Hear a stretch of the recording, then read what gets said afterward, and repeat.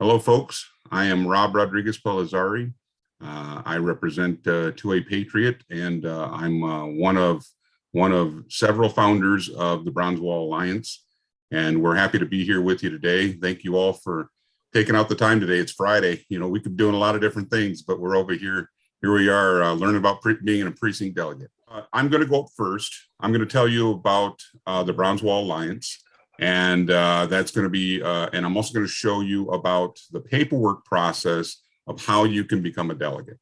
For some of you, what I'm going to share might be you might already understand all this information, but for others, this is brand new content. So although I might go through some content that is completely already understood, if you bear with me, eventually I'll get to some content where you haven't heard of before. So the Bronze Wall Alliance was created back in October of 2021 by myself, Rob Rodriguez, and Mike from We the County, Rachel from Guardians of Freedom, Bill Pacey from Convention Estates, Ron and Jamie from Michigan Leadership Group, and Joey Vaughter from Guardians of Freedom also. Our main goal behind the Bronze Wall Alliance was to build up awareness for our different patriots that are out there. There is a lot of push by the GOP to make sure that they rein in new delegates, they rein in these new patriots. But we believe that grassroots is going to be stronger than ever. We want to help achieve a 1 million patriots that go out and vote in Michigan to change the tide so the grassroots actually has a choice in what's going to happen in our elections.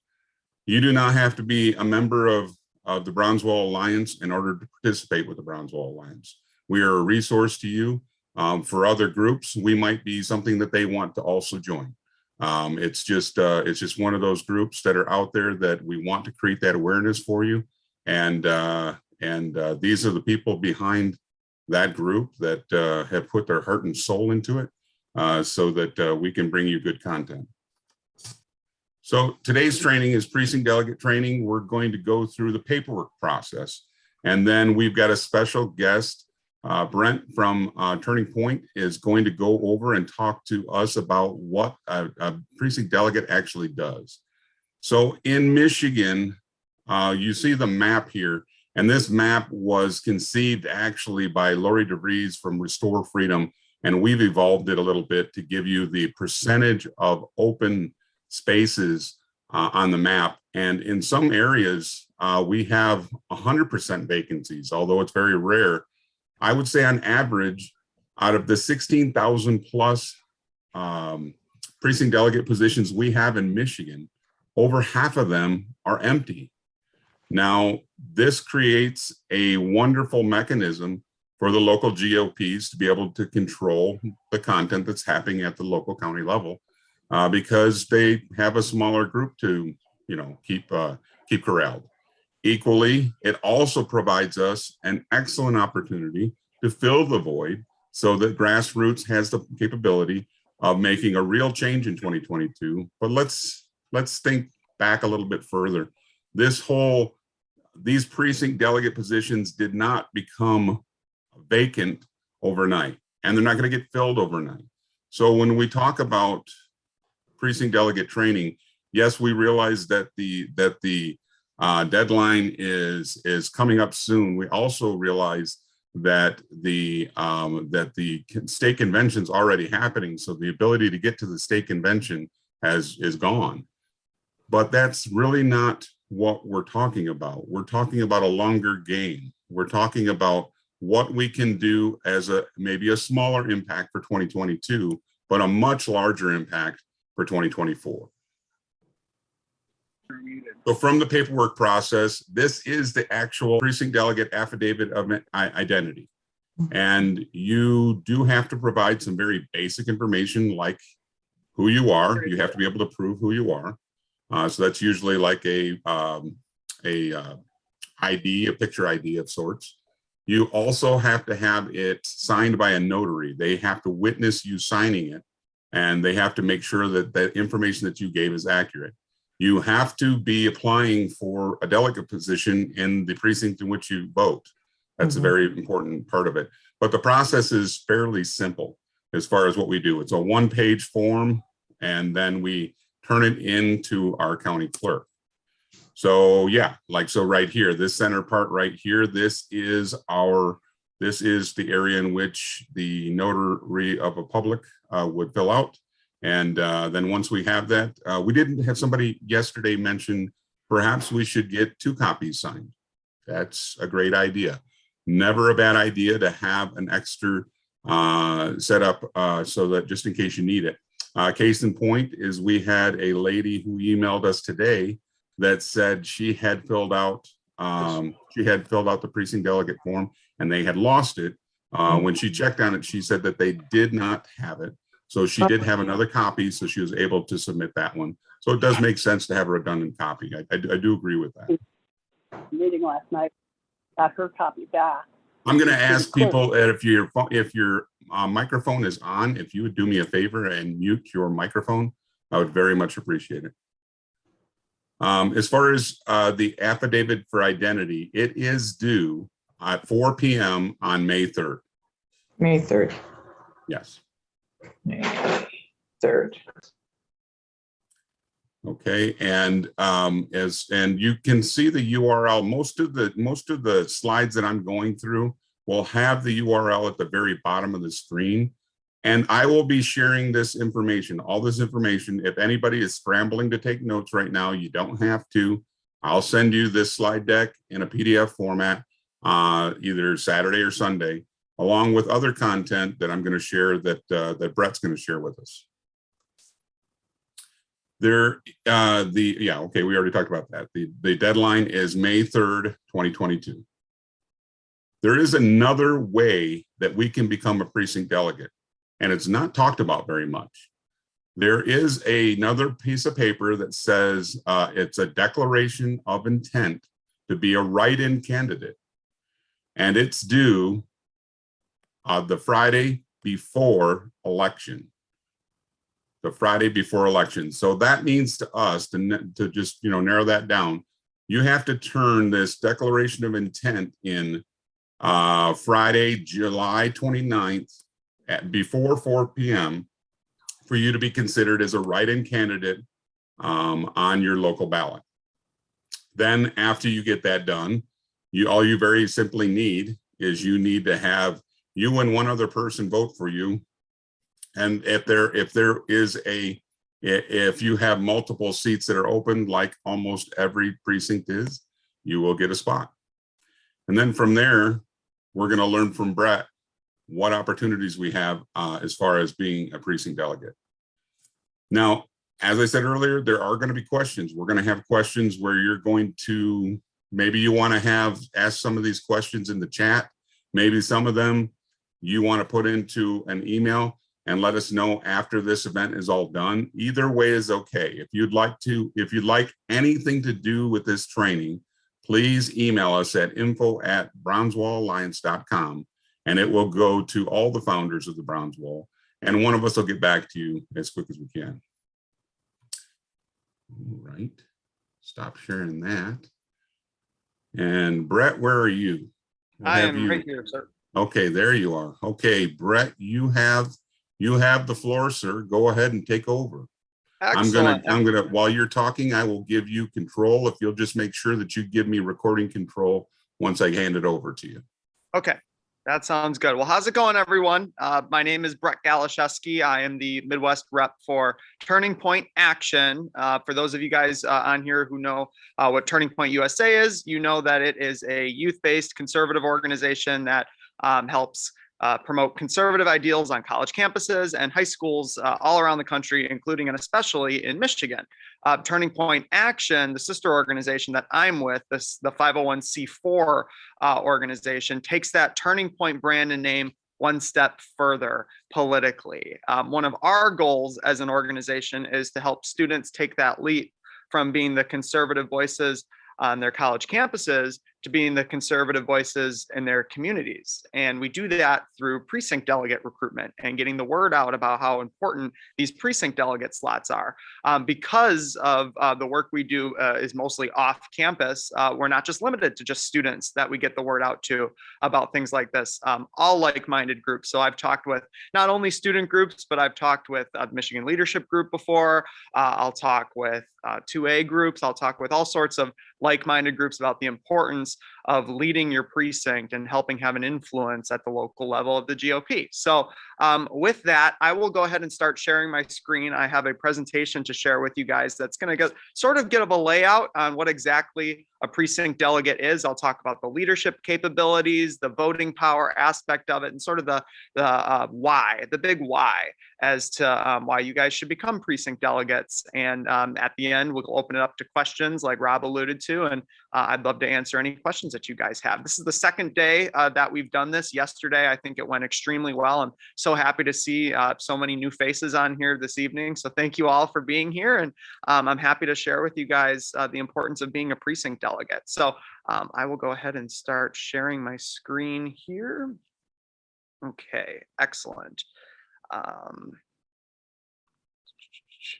So becoming a precinct delegate. Precinct delegates are a pretty unique position. It's the first level of leadership in the Republican Party.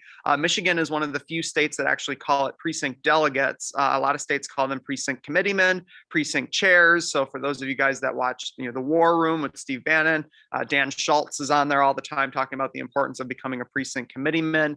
So that's the same thing. Michigan calls them precinct delegates. So first, what I'll get into is what a precinct is. So for those of you that don't know what a precinct is, at the very base level of things, it's your voting neighborhood. So where you go to vote on election day, those same people who go to the same place as you to vote on election day live in the same precinct as you. It's the smallest unit of the Republican Party. It's usually based off population. What I always try to tell people is try to imagine where about 800 people live around you. That's all one precinct. So chances are, if you're in a subdivision, it's your neighborhood. But if you're in a more rural area of the state, it's going to be more spread out. This is the best map that I've ever been able to find that shows what precincts look like. I'm a visual person, so seeing maps like this really helped me make sense of what exactly a precinct is. This is Cuyahoga County, Ohio. This is the city of Cleveland. So where my mouse is moving right now, you'll see this is downtown Cleveland. So you'll see these are a bunch of really tiny precincts, and it makes sense because in urban areas, you have a lot of people packed into a really small area. So those precincts are going to be really tiny. As you get further down the map into the suburban and rural areas of the county, you'll see that the precincts are bigger and they're more spread out. The same amount of people that live in this big precinct down here where my mouse is also live in this tiny precinct up here. So those the 800 people are in these, 2 or 3 maybe square blocks versus these 2 or 3 square miles. So I hope that makes sense to you guys on what exactly a precinct is. Now, each precinct is supposed to be represented by one or multiple people at the local level of the Republican Party. And these are the people that make up the leadership body of the county GOP. These are the liaisons between Republican voters in their precinct and the Republican Party. So you're essentially the CEO of your neighborhood for the Republican Party. You're the point of contact. You're the official rep for the Republican Party in your specific voting precinct.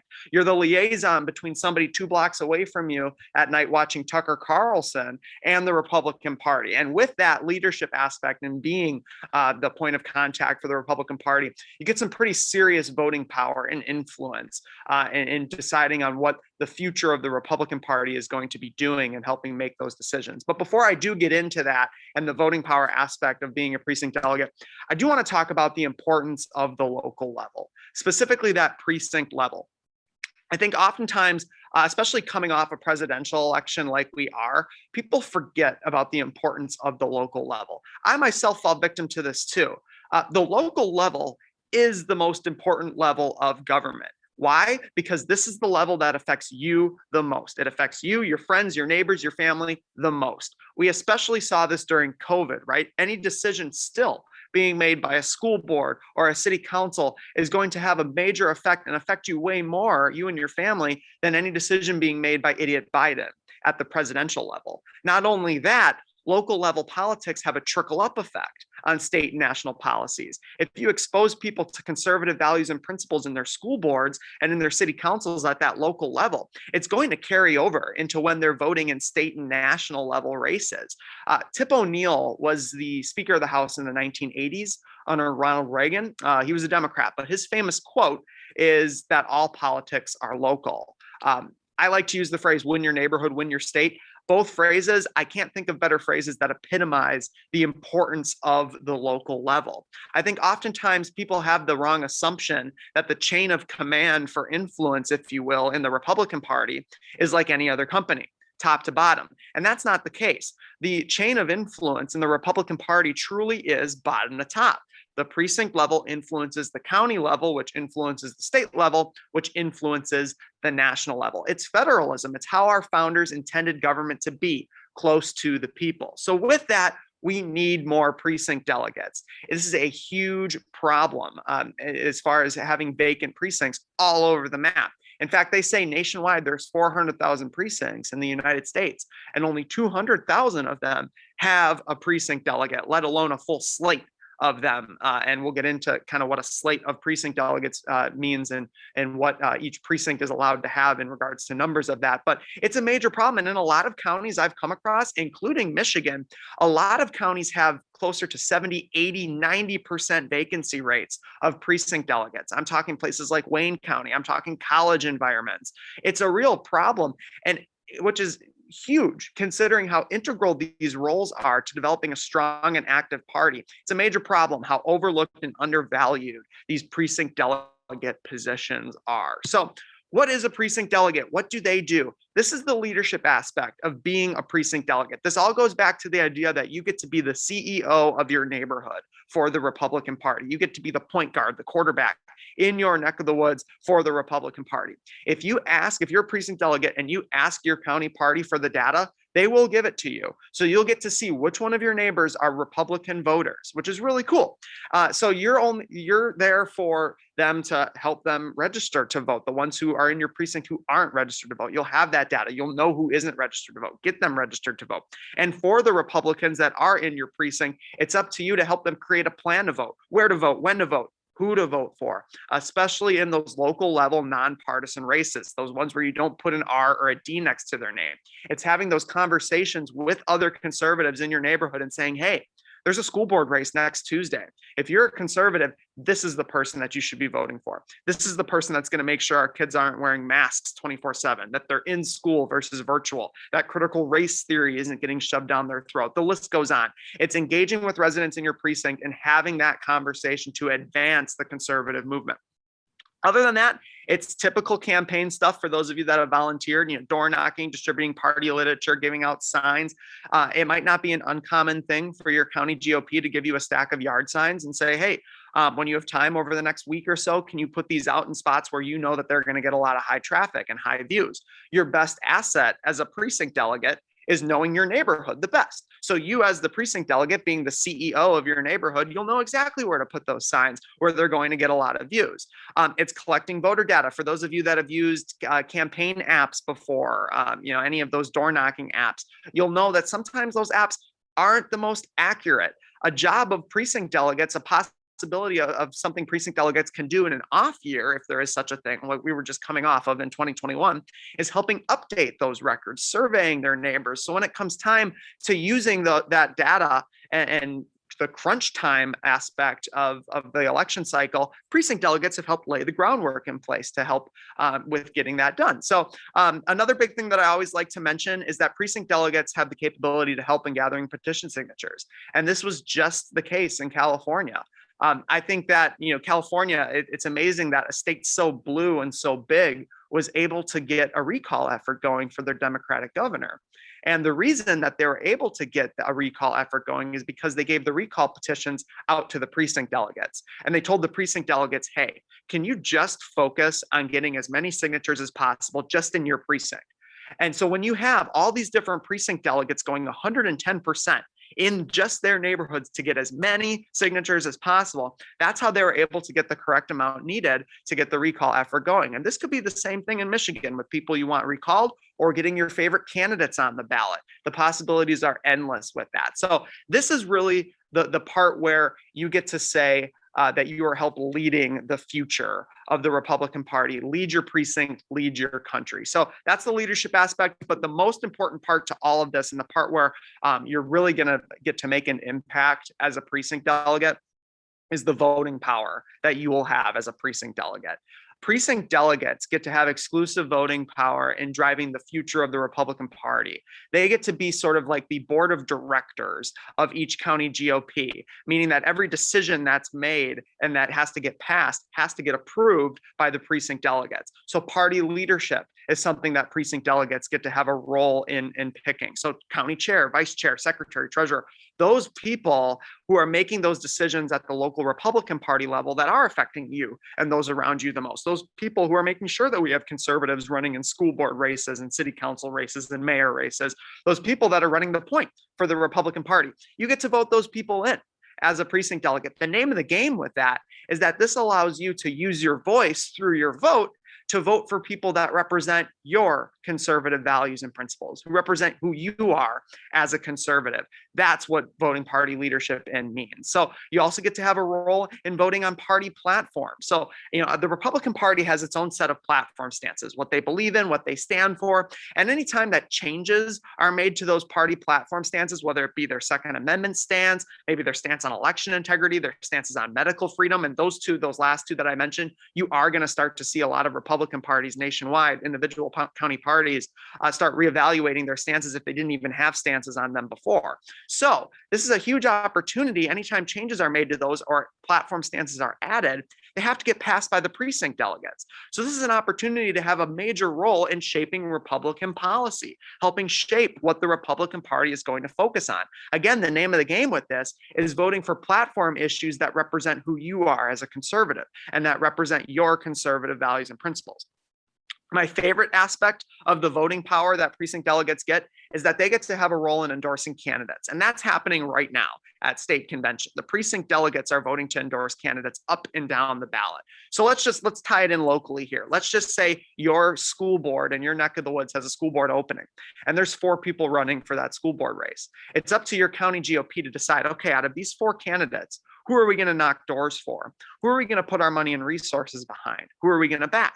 And that endorsement vote is voted on by the precinct delegates. And like I said, that's happening at the state level right now at the state convention up in Grand Rapids, where precinct delegates from a bunch of different counties all over the map are voting on endorsing upper level candidates. So this is a huge opportunity, again, to help shape local elections and help represent or have people in office who represent who you are as a conservative. Beyond those 3, it's any party bylaws or resolutions, pretty much any major internal decision that needs to get made by the party has to get passed by the precinct delegates. The best way I can describe it is that the precinct delegates make up the board of directors. So this is where it becomes more than just joining your local Republican Party. It becomes having a say and influence in helping drive the future of the Republican Party. That's the big picture idea behind this.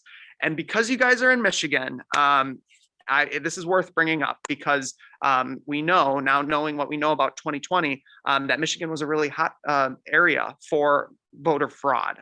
I live in Wisconsin, same thing here. So it's worth mentioning to you guys that precinct delegates can have a major role in ensuring that we have safe and secure elections going forward. Typically, precinct delegates are offered poll watching and poll working positions before they open it up to the general public. So it's a huge opportunity for you, which I highly recommend if you haven't done that before, to kind of have a fast track into doing that. So in some situations, precinct delegates get to actually verify election results.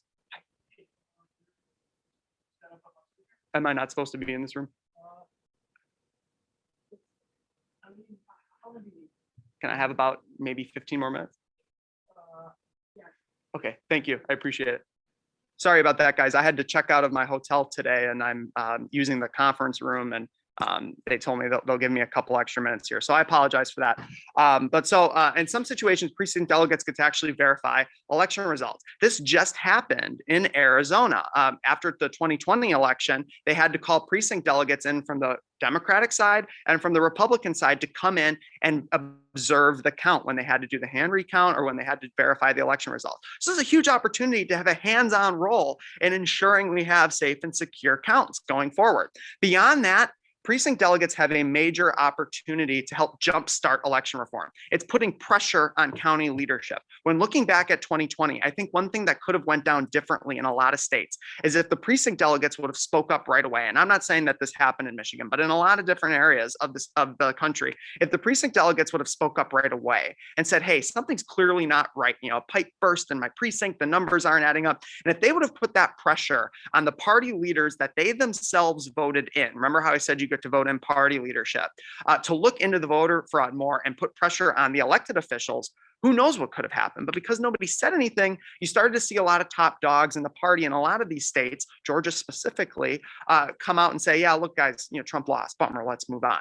And people like you and I are going, wait a minute, let's not jump to this conclusion. Let's look into this more. So that's a possibility of precinct delegates going forward and what you can do to prepare in case something like this happens again. It's also jumpstarting election reform. Remember, I talked about that trickle up effect at the local level. Here's a perfect example of something starting at the precinct level involving election security and working its way all the way up the poll. Precinct delegates, you guys remember the voter ID laws that came out in Georgia about a year ago, and that was a whole big thing. Delta and Coca-Cola got upset. That I'm a big baseball fan. They moved the MLB All-Star game out of Atlanta because of these voter ID laws. That was something that was started by the precinct delegates. That was a result of the precinct delegates, they're called precinct chairs in Georgia, coming forward and saying, look, we want the number one platform issue going forward to be election reform and voter ID. So then they put that pressure on the county chairs, those leaders that they themselves voted in, to go to state level GOP functions and say, hey, look, my county delegation wants election reform and voter ID. And then all of a sudden, another county chair comes forward from another area and says, yep, my county delegation wants the exact same thing. And before long, enough influence had made its way up the poll that the state party adopted it as a platform stance. And that's how the lawmakers in Georgia were influenced. This can be with any issue that you think the Republican Party should be focusing on. It's a chance for you to bring it up in a forum where it matters. Your political street cred is being a precinct delegate and allowing it to work its way up the poll. If enough influence works its way up that political influence poll, that's where you're going to see real change happen in the Republican Party, including and especially with election security. So as I go to the next slide here, I wanted to show you guys Michigan over the last 25 years. I was born in 1996. So in my lifetime, I've seen Michigan go from a blue dog Democrat state. I'm sure we all know people like this, Kennedy era Democrats, the ones who haven't even realized yet that they're actually conservative. We've seen kind of this change from this union, this blue dog state to a solid swing state to now over the last couple of years, outside of a couple metropolitan areas, the usual suspects, a pretty conservative state. And I'll show you guys 2020 here, a pretty conservative state.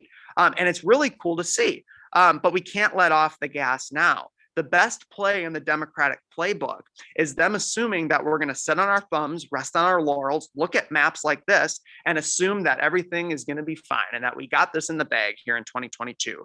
I've talked to people before who've told me, the party not in power in the White House does historically well in the midterms. We got this Republican momentum rolling. We're fine. And that is not the attitude to have. If you're in a really conservative area of the state, you might be telling yourself that, like, why do I need to be a precinct delegate? I think there's plenty conservative people in here. We're good in this area. And that's the reason that you can't have that attitude, because the Democrats want us to think that so they can swoop in when we least expect it. Now is not the time to let off the gas. Now is the time to keep fighting and making sure that this trend continues into 2022. So on the other side, if you're in a super blue area, let's just say you're in the Detroit area here, you're up in Marquette, you're in the Grand Rapids area, let's just say you're in one of those areas, and you might be thinking to yourself, why should I do this? There's like no conservatives in my neck of the woods. It's a super blue area. Why bother?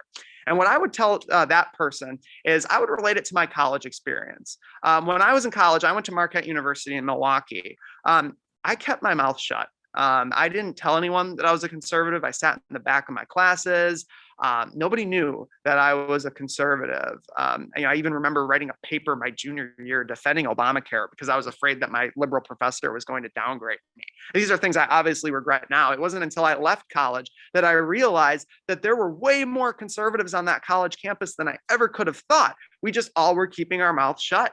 And if I would have seen one other person in my classes or on campus that wasn't afraid to let their conservative mind be heard, I would have been 100 times more likely to get involved and become a consistent activist. But because nobody was saying anything, we all kept our mouth shut. It can be the exact same thing in your liberal precinct. You can help other conservatives in your neck of the woods realize that they're not alone, their opinion does matter, and that it's more than okay to be a conservative when everyone around them is telling them not to be.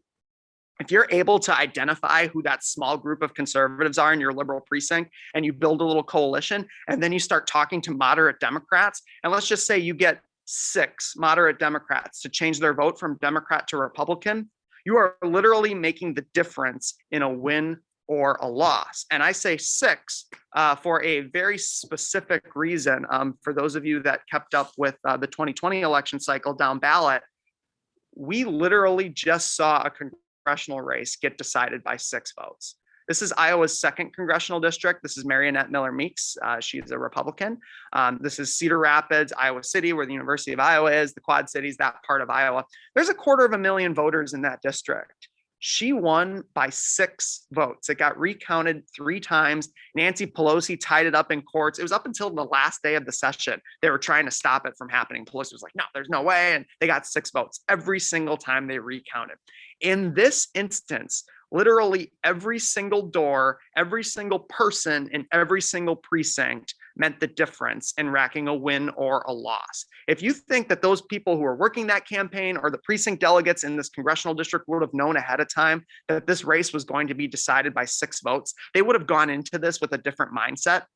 That's the mindset that everyone in Michigan needs to have going forward. Us conservatives need to assume that these races are going to be close, and we need to give it our all in order to achieve success in 2022 and beyond. So that's kind of the big picture idea of how being a precinct delegate can help the conservative movement. This is how being a precinct delegate can help you. It's making connections with party leadership.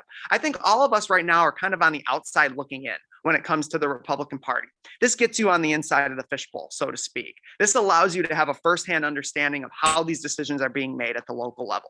This gets you your foot in the door.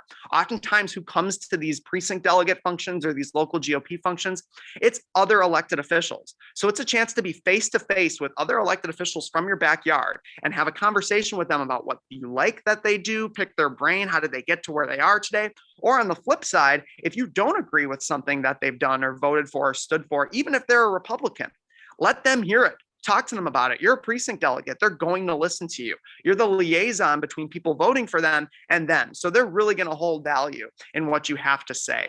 It's knowledge of the political environment in your area. It goes back to the idea of being the CEO of your neighborhood for the Republican Party. It's knowing exactly what's going on in your neck of the woods, exactly what's going on in the Republican Party, and using that knowledge to your advantage in being the best leader that you can be in your precinct. It's an introduction to leadership experience. For those of you on this call right now that have thought about running for office before, this is a huge opportunity to help lay the groundwork in place to help you run for office someday. It's a good springboard into that because it allows you to make connections and establish relationships with party leaders who can ultimately help you, elected officials who can endorse you if you ever, decided to run for office down the line. It's firsthand voter contact. You're interacting with people in your precinct who will ultimately end up volunteering for you, door knocking for you, all sorts of opportunities there. In politics, it's not checkers, it's chess. You're always trying to plan your next move. And being a precinct delegate sort of allows you to springboard into wherever you want to go politically. It's sort of like a practice run at being an elected official. Your constituents, so to speak, are your Republican neighbors. So it's a really good practice run at being an elected official. The example that I like to use all the time, and I only use this example because it's an example of somebody who was able to start as a precinct delegate and work their way up all the way up to the White House. I'm always, a little hesitant to use this example, but I sort of will, preface this by saying I use it because it's a really good example of somebody who built upon being a precinct delegate. Mike Pence. his very first position in politics was a precinct delegate. He walked into his local Republican Party office in Indiana and signed up to be a precinct delegate. There's an example of somebody who started as a precinct delegate. Fast forward 25 years, he worked his way all the way up to the White House. So I'm not saying that you can do the same thing, but I'm saying everyone has to start somewhere. And being a precinct delegate is that start. Debbie Lesko, she's a congresswoman in Arizona. She's been very vocal about the fact that her very first position in politics was a precinct delegate. So this is a really good opportunity to get your feet wet in politics. So this is how we can help. This is how Turning Point Action can help. This is how I can help you. I can confirm a vacancy in your precinct. I'm going to drop my email and my phone number in here in just a second. We can let you know how many people you have in your precinct currently. We can let you know what precinct you have. We can clarify the process in your area. We can connect you with the right people. If you want to get involved between now and August, the August primary, when you're elected as a precinct delegate, we can put you in touch with the right people and help you get the wheels going on getting involved. And we can give you guidance as we go through the process. And the relationship doesn't have to end with me setting you up as a precinct delegate. I talk to precinct committeemen and precinct delegates all over the country that I've helped get set up still. I just had a conversation with one today. We bounce ideas off of each other. People will fill me in on what they've been up to as precinct delegates. And it's a really productive thing that we continue this relationship and that we have conversations. And I like to keep in touch with these people, and I like to help still in any way I can. And I can do the exact same thing with you guys. This is our website. It's tpaction.com. You can actually click. So most states call them precinct chair. We have a really awesome resource. You can click on your state. You can find out what the equivalent is of a precinct delegate in your state. And you can sign up right there from then, and we'll reach out to you with the right forms and everything like that. But Rob has filled me in that he's going to be sending out the correct forms to you guys and everything like that. And I certainly want to keep in touch with you guys too, and answer any questions that you might have. So these are the most frequent questions that I get about being a precinct delegate. What is the time commitment? Outside of those county conventions. So, I talked about that voting power that you get. Precinct delegates vote for those things that I mentioned: party leadership, party platform, endorsement candidates at those county conventions. And the county conventions happen twice a year. I believe it's April, August, most of the time. So your county GOP meets once a month. They don't vote on things once a month. They vote on things twice a year. And those twice a year conventions are what you're required to be at as a precinct delegate. Outside of that, it's completely up to you what you do as a precinct delegate. I would implore you to be an awesome leader in your precinct, because that's what's going to drive the future of the party and create a strong and active party. But outside of that, they are volunteer positions. What you put into it is what you're going to get out of it. There's no right or wrong way to be a precinct delegate. It's completely up to you. But just remember that, you're going to make the biggest impact at these county conventions and using your voice through your vote. Do you need to be registered to vote where you want to be a precinct delegate? Yes, you do. You have to be living in that precinct. You have to be registered to vote in that precinct. Where would you file to be a precinct delegate? You file at your county clerk's office. Some people have been turning in to their city clerks and have been turned away. I've heard that from people. The city clerks, sometimes they'll accept it in order to turn it into the county clerk, but just assume that they're not going to do that. You turn it into your county clerk's office by May 3rd at 4 p.m. That's a Tuesday. So that is how you file to be a precinct delegate. The form is really self-explanatory. You fill it out, you put your precinct info in, you turn it in, you're on the ballot. You're on the Republican primary ballot in your precinct this August. So here's my call to action to all of you freedom-loving conservatives out there right now on this call. If you want to see change in your generation, for your kids' generation, for your grandkids' generation, and even your grandkids' kids' generation, which is scary to think about, it starts with you, and it starts at the local level. This is a huge opportunity for you to have a role in shaping the future for these future generations. I understand that 2020 was really tough. For a lot of people from my generation, it was our first time voting and it was our first time experiencing political heartache. Let that anger that you feel about what happened in 2020 fuel you, so something like this never happens again. If you have friends that are just as passionate as you are, and they're not on this call, they're not getting involved, they're not at local events, they're not even thinking about becoming a precinct delegate, it's up to you to be the voice to help them take that leap of faith and get on board. If you're going to take away anything else from what I'm telling you guys tonight, I want it to be that political energy is contagious. It can go a long way. And by you being the voice to help spread that political passion onto others, we can be the ones when society and history looks back at us to say that we were the ones who kept that political passion going for decades and decades to come. So our kids and their kids and their kids and their kids and their kids never have to grow up in a socialist country. That is the name of the game. So I encourage all of you guys to become precinct delegates. I would love to help in that. Please feel free to reach out to me. I'm going to put my contact information in here in just a second. But with that, I will open it up to questions from the group. Thanks so much, guys.